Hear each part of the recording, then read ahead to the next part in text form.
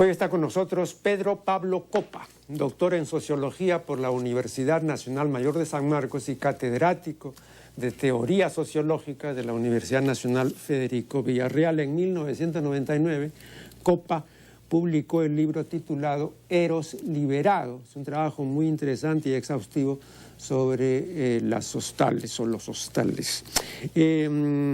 Ahora acaba de publicar el libro Amor y Sexo en la Ciudad, Imágenes Mundanas. Este es el libro más reciente de nuestro invitado. Bueno, es un libro muy rico en contenido y vamos a conversar sobre algunos aspectos de esta obra. De modo que la recepción más cordial para Pedro Pablo Copa. Y quiero manifestar lo siguiente para comenzar. Para el diccionario de la academia, ¿no? Hostal es lo mismo que hostería. Y hostería es lo mismo que hostelería. Y hostelería es lo mismo que hotel. Ahora, todos estos establecimientos ofrecen hospedaje y alimento mediante pago. Eso es lo esencial de todos estos establecimientos, ¿no? Claro, desde luego, pues que un hotel de 5 estrellas ofrece más servicios y comodidades y lujo que un simple hostal, evidentemente. Pero en lo esencial, según la academia, todos ofrecen lo mismo, ¿no es cierto? O sea, alojamiento y comida. Bien, pero entre nosotros, el hostal tiene otro significado, ¿no? Ofrece otra cosa, ¿no? Es un establecimiento para el quehacer sexual, y no solamente eso, sino también es un establecimiento prosexual.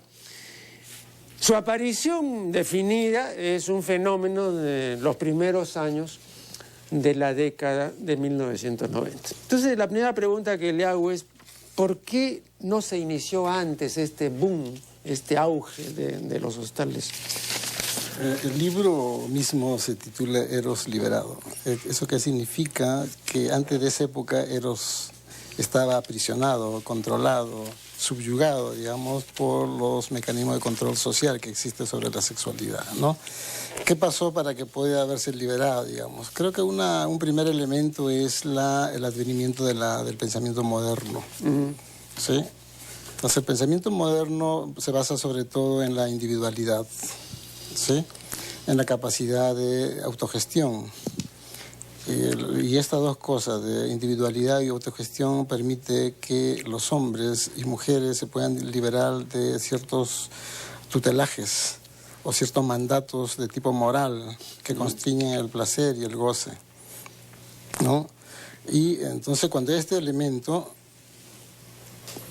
tenía que aparecer necesariamente un espacio que también tuviera concordancia con la individualidad, porque antes los placeres se hacían uno bien digamos, en un motel, o podría ser también en hoteles de carácter transitorio, digamos, y muy pocos, muy conocidos. Por ejemplo, en esa época, no sé si usted se acuerda, el Yerobi era un famoso hotel donde permitían el ingreso de parejas para tener relaciones sexuales y que tenía también connotaciones algunos pasionales, o que sucedían crímenes pasionales, ¿no? Pero bien conocido. Le cuento lo siguiente. En la década de 1950, y lo mismo ocurre ahora, pero ya no en relación con los establecimientos, sino con el fenómeno prostitucional. Pero en la época de la década del 50, había mucha prostitución en el Jirón Cayoma, como la hay también, ¿no? Ahora. Pero había uno o dos hoteluchos, porque no eran hoteles, sí, hoteluchos, ¿no? Que servían para este quehacer transitorio de la sexualidad, ¿sí? O sea, pero no había más. Claro. Es como tránsito. Así es. Como tránsito, ¿no? Pero realmente se posesiona el hostel cuando hay este fenómeno de la liberación sexual de hombres y mujeres, ¿no? Que necesitan espacios, digamos. Se crea, o sea, hay dos aspectos que hay que ver ahí, ¿no? El aspecto legal, administrativo, oficial, que facilita la creación de estos espacios, alternativo a los hoteles, ¿no? Porque es más barato. Así es. Es más barato. Este es un aspecto, pero el otro es el aspecto que tiene que ver con lo que le dije antes, con este advenimiento del espíritu moderno de la gente, que hace que puedan conquistar espacios nuevos para el placer. O sea, el hostal está ahí, Pero ¿qué espacios? O sea, no había espacios para el sexo de manera abierta, salvo los parques, ¿no? O algunos hoteles, o la playa, o una construcción, o el que tenía su carrito, la Costa Verde. Pero todo eso no permitía seguridad, libertad, que son uno de los elementos o elementos constitutivos de la sexualidad de hostal. Entonces, se crean estos y comienzan a frecuentar a los jóvenes, sobre todo, en horarios específicos, sobre todo los viernes, sábados, ¿no? Y luego se comienza a crecer, a aumentar, porque de alguna manera hay una necesidad de estos espacios, porque si antes el sexo estaba, digamos, marginado, y el aspecto simbólico que ya la vez pasada conversamos, creo que está sobre todo en la existencia de moteles, que estaban fuera de la ciudad. Así es. Fuera de la ciudad, alejada de la ciudad y por horas. Este nuevo espacio que son los hostales permite que la sexualidad en la ciudad se visibilice.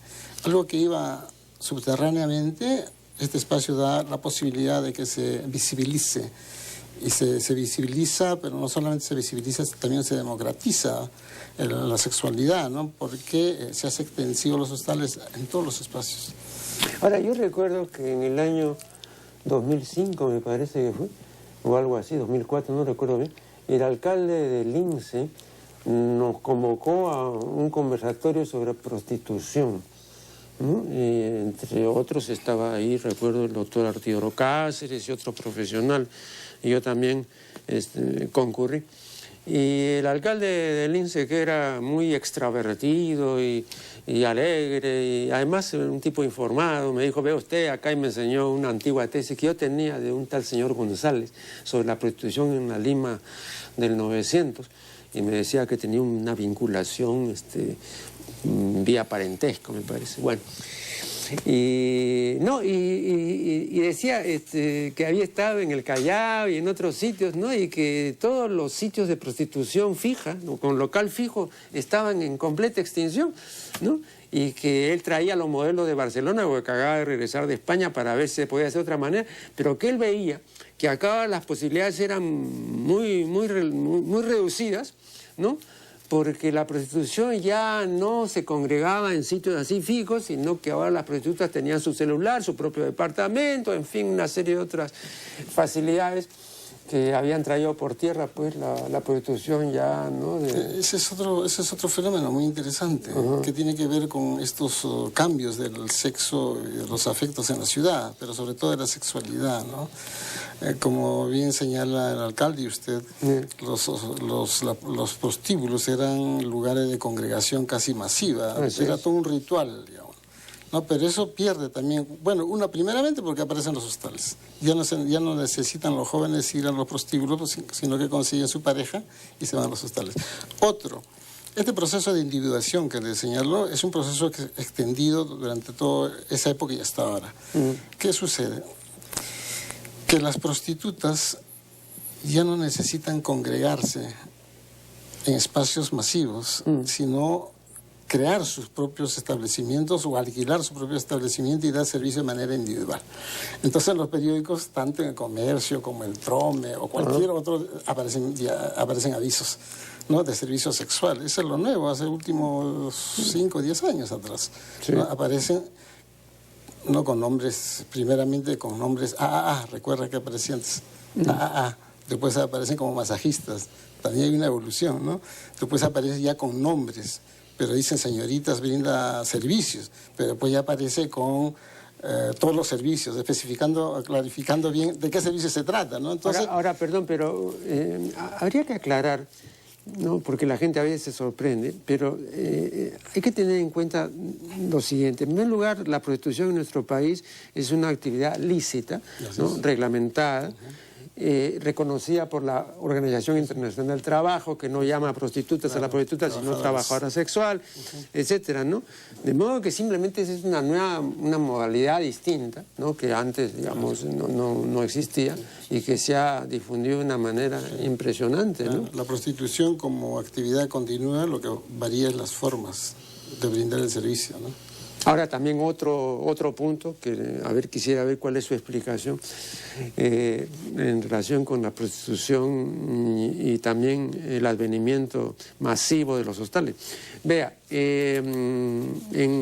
hasta la década de 1970, yo creía, como muchas otras personas, como muchos otros investigadores, que el auge de la prostitución se debía a que había una serie de restricciones y una serie de tabúes en relación con el sexo premarital, y que cuando esos tabúes y esas prohibiciones cayeran, entonces pues sencillamente iban a desaparecer las prostitutas, ¿no? Eso es falso, porque resulta que no solamente no han desaparecido, y lo mismo en otros países, sino que han aumentado. De modo que habría que indagar, ¿no? Que no estaba en relación con prohibiciones, ¿no? Específicas, sino quizá en relación con otros puntos que vamos a ver después de la siguiente pausa.